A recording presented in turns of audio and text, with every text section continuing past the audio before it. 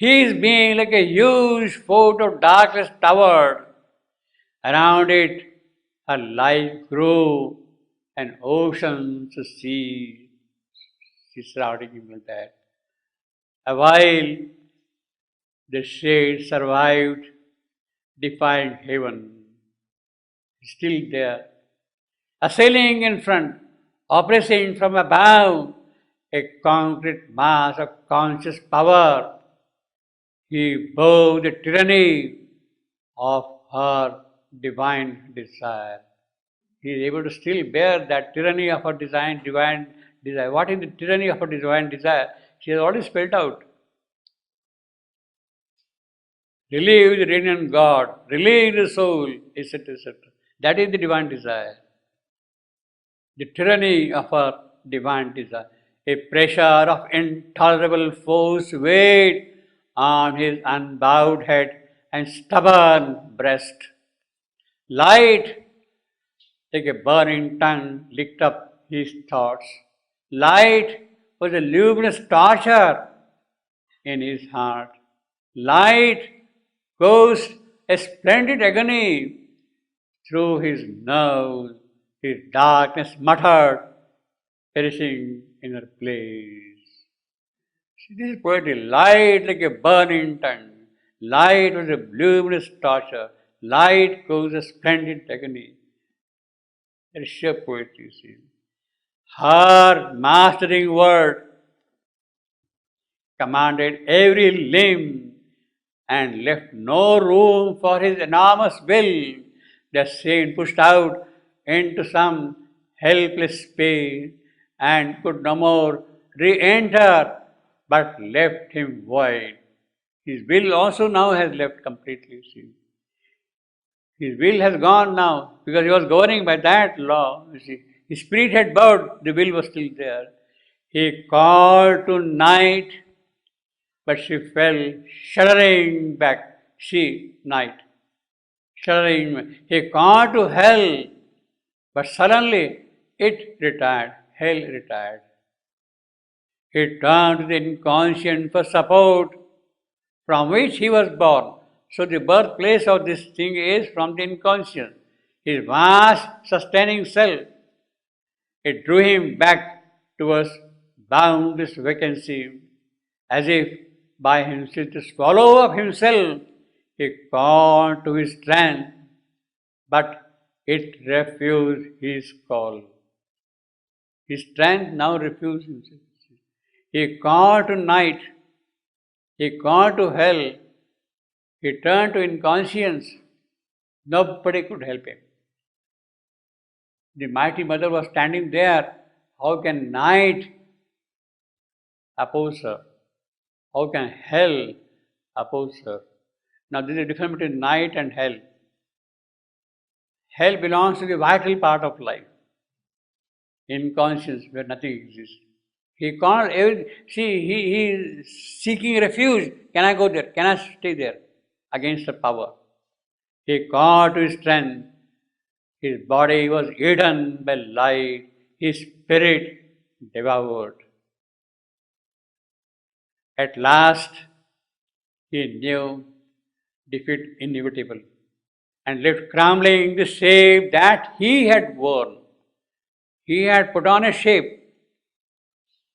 It is not actually the real person. He had put on that shape. That shape also had disappeared and left crumbling the shape that he had worn, abandoning hope to make man's soul his prey. Gone, gone, completely gone. And forced to be immortal, the immortal spirit. He has abandoned that hope now. Afar, he fled, shunning a dreaded touch, and refuge took in the retreating night.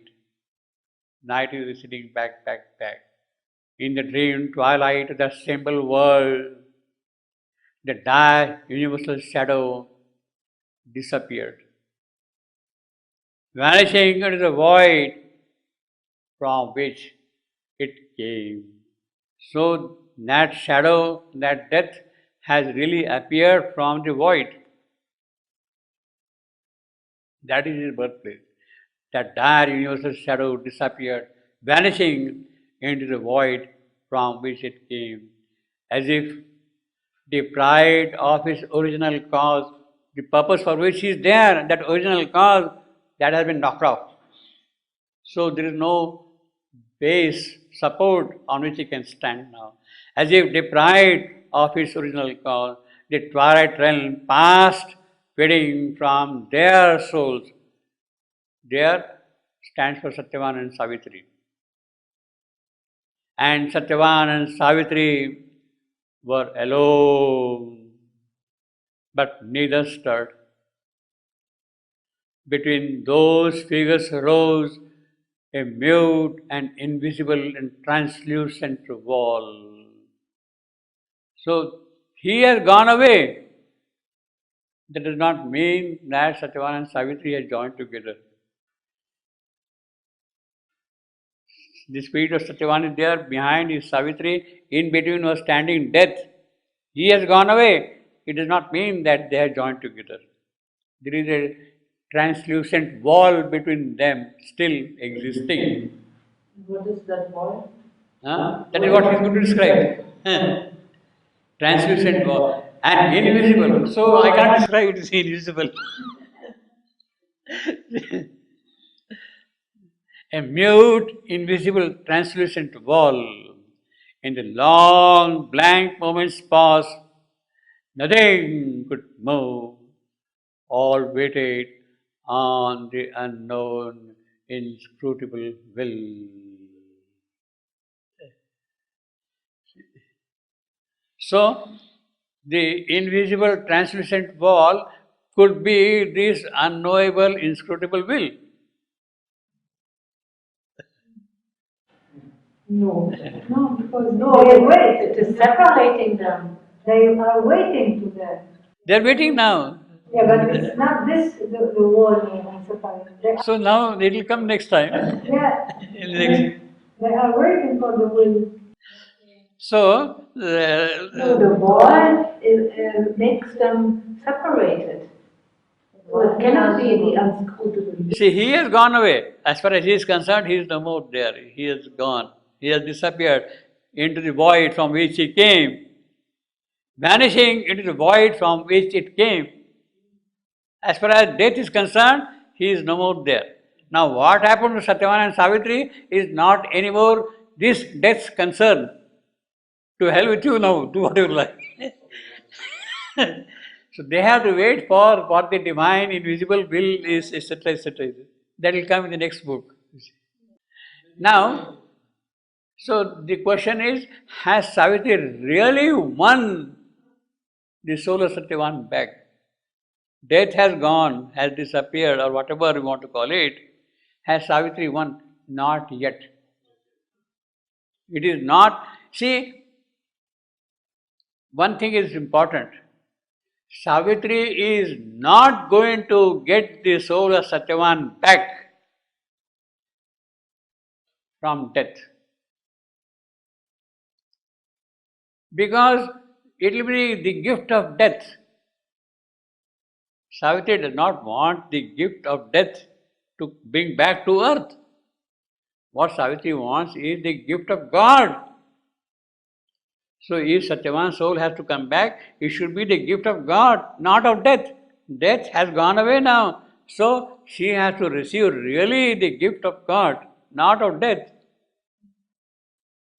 Therefore the translucent wall is there necessarily.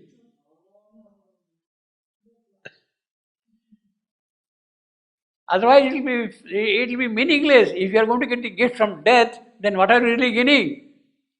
You want the gift from God Himself, from the Divine Himself. The boon, Ashish, or whatever you want to call it, has to come directly from the Supreme Himself, not from any other person.